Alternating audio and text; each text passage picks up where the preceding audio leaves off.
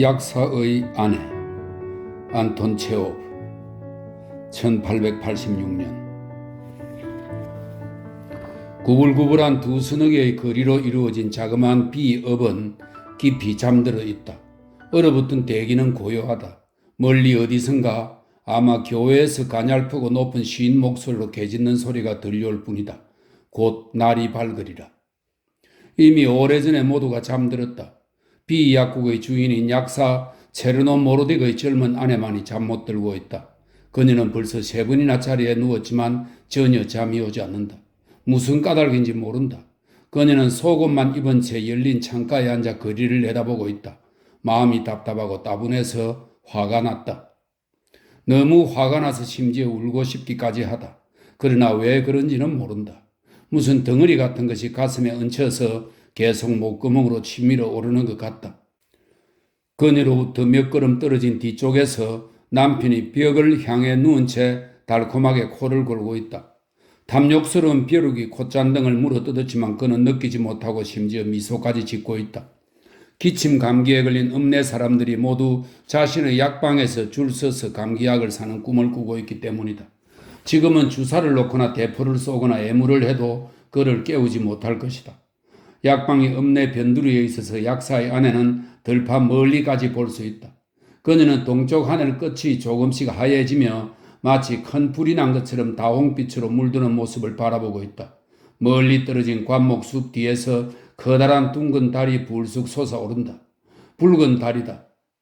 대개 관목숲 뒤에서 솟아오르는 달은 왠지 늘 부끄러워한다. 갑자기 밤의 정적을 뚫고 누군가의 발자국과 절그렁거리는 박차 소리가 들린다. 사람의 말소리도 들린다. 장교들이 경찰서장 집에서 야영지로 가고 있군. 약사의 아내는 생각했다.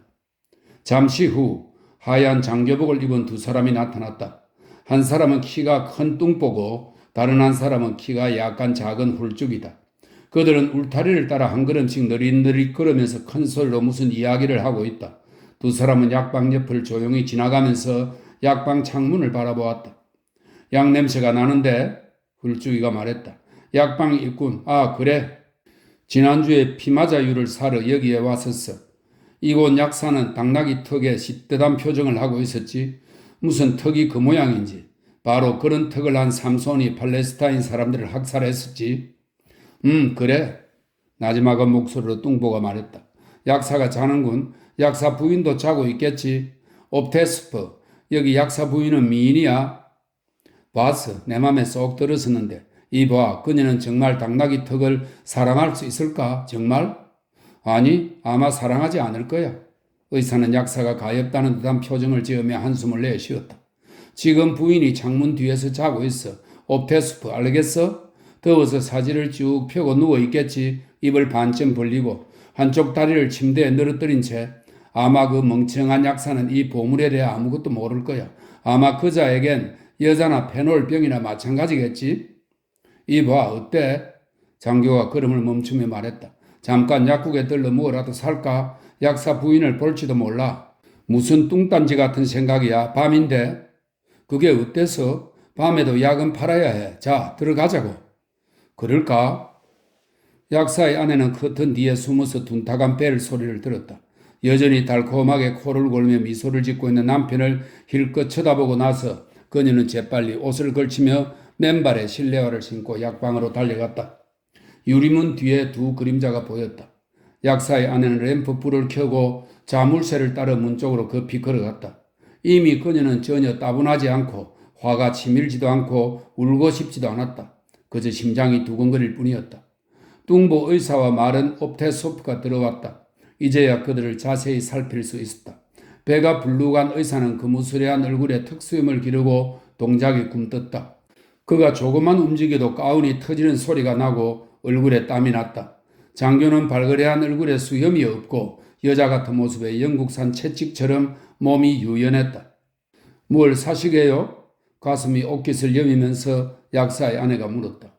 저 박하정제 15코페이까치 주세요.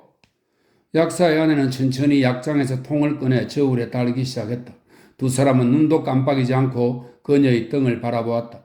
의사는 배부른 고양이처럼 눈을 가늘게 떴고 옵테소프는 아주 진지한 표정을 지었다. 부인이 약방에서 약을 파는 건 처음 봅니다. 의사가 말했다. 여기선 별일 아니에요. 약사의 아내가 옵테소프의 발그레한 얼굴을 곁눈질하며 말했다. 남편은 조수가 없어서 제가 항상 도와주고 있지요. 그래요. 약방이 자그마하군요. 이런 약통들이 몇 개나 됩니까? 그런데 독약 사이를 돌아다니는 게 무섭지 않나요? 약사의 아내는 박하정제를 꾸려서 의사에게 내주었다. 옵테소프는 부인에게 15코페이카를 지불했다. 침묵 속에 30초가 흘렀다. 사내들은 서로 눈짓을 하다가 문 쪽으로 걸음을 옮겼다. 그리고 다시 눈짓을 주고받았다. 소다도 15코페이카어치 주세요. 의사가 말했다. 그녀는 다시 천천히 나른하게 몸을 움직이며 약장으로 한 손을 뻗었다. 이 약방에는 없나요? 이런 것 말입니다. 옵테소프는 손가락을 살짝 움직이며 말했다. 당신도 아실 텐데요. 생기를 복돋는 물 같은 거요. 셀츠 광천수 말입니다. 셀츠 광천수 있어요? 있어요. 약사의 아내가 말했다. 브라보, 당신은 여자가 아니라 선녀입니다. 3병 주세요. 그녀는 서둘러 소다를 포장하고는 문 뒤 어둠 속으로 사라졌다. 정말 근사한데? 의사는 눈을 끔뻑이며 말했다. 옵테소프, 저런 파인애플은 마데이라 섬에서도 찾아내지 못할걸? 그렇지, 어찌 생각해? 그런데 코 고는 소리 들리지? 그 약사 나리가 주무시고 있군. 잠시 후에 약사의 아내가 돌아와 진열대 위에 병 5개를 세워놓았다. 그녀는 방금 움막에 갔다 와서인지 얼굴이 빨갛고 약간 흥분되어 있었다. 쉿, 조용히. 그녀가 병마개를 딴 뒤 병따개를 떨어뜨리자 옵테소프가 말했다. 소리 내지 말아요. 남편이 깨요. 깬들 어때요? 남편은 저렇게 달콤하게 자고 있는데 당신 꿈을 꾸면서 당신의 건강을 위해 게다가 광천수를 마시고 트림을 하면서 의사가 나직이 말했다.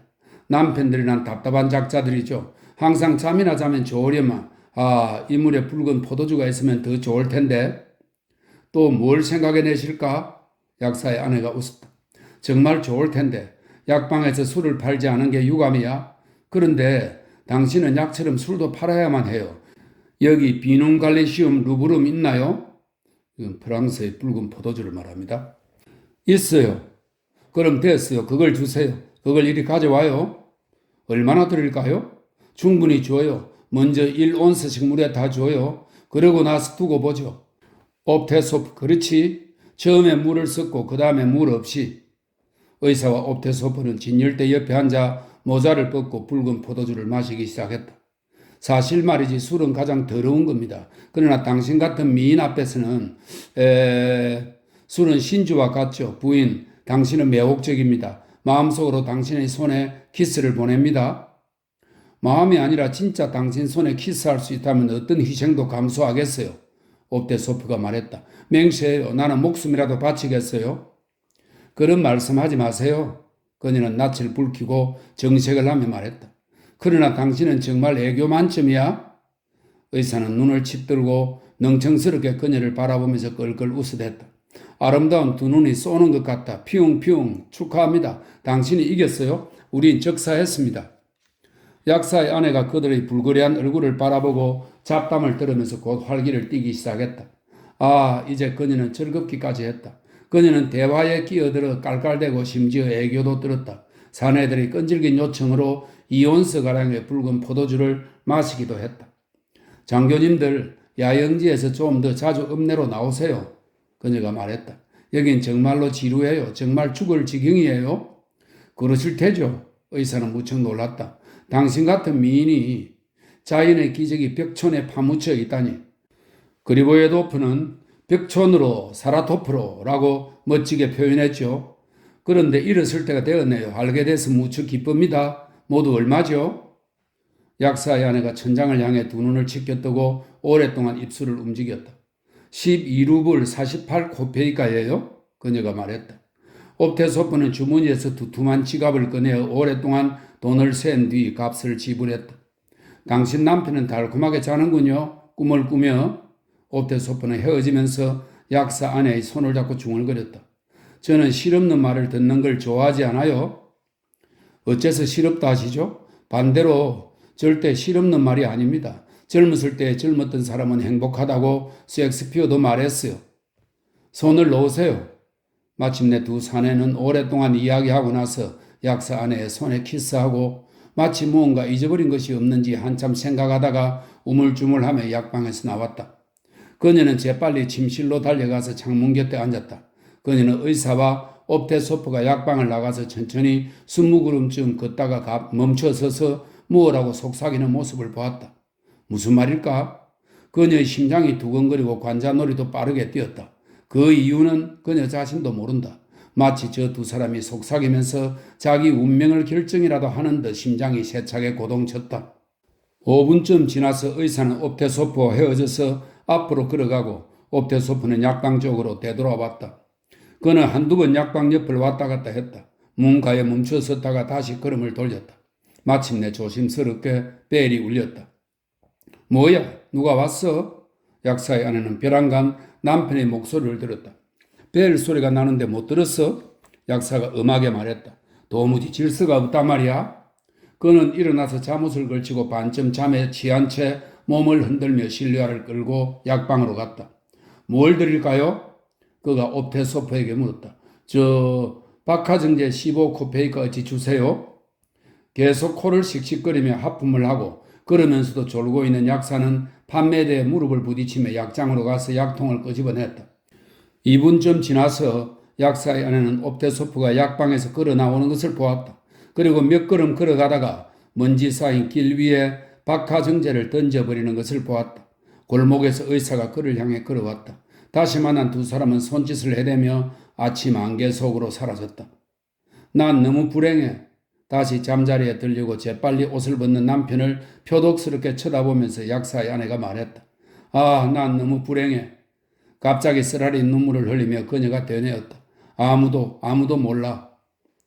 판매대 위에 15코페이카를 놓고 왔어. 이불을 뒤집어 쓰면서 약사가 중얼거렸다. 손괴 속에 넣어둬. 이렇게 말하고 약사는 곧 잠들어 버렸다.